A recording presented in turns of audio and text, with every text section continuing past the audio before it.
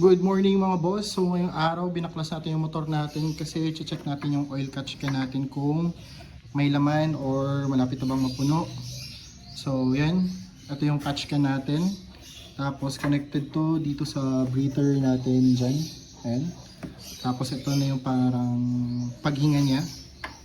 Ayan na, nandiyan na, open lang to. Ayan. So yun yung setup natin ng oil catch can natin dito sa ating motor. So yun mga boss, buksan ko muna to. Check natin, silipin natin kung may laman. Aray ko. Natanggal yung pin. Tsaka yung filter. So ayun mga boss, yun yung laman ng catch can natin. So ayan, nakabit na natin yung mga natanggal sa oil catch can natin. Nalinisan na din natin. Tapos pagkatapos ito, sasarado natin. Na-inquire na natin sa mekaniko natin kung anong nangyari. Update ko na lang kayo kung ano yun. So yun mga boss. So yun mga boss, update. Bali, tubig lang daw yun. Tubig lang daw to.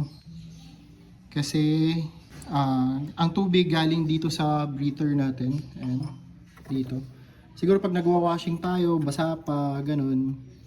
Tapos, syempre pag umandar, may pressure siguro ng tubig na nagba-backflow siya papunta, dapat out to eh, so nagba-backflow siya siguro sa hangin, nagba-vacuum konti, so ayun, pumapasok dito sa ano natin, sa catch can. So yun mga boss, yun lang yung update. At least na kapag update yung mekaniko natin kaagad. Kaya yan, ganito na yung ginawa natin, inakyat na lang natin. So, bale, nakadikit na lang siya sa spada. So, in case may mga talsik ng tubig o what, doon lang siya sa may bandang spada, ganun. So, hangin lang dito.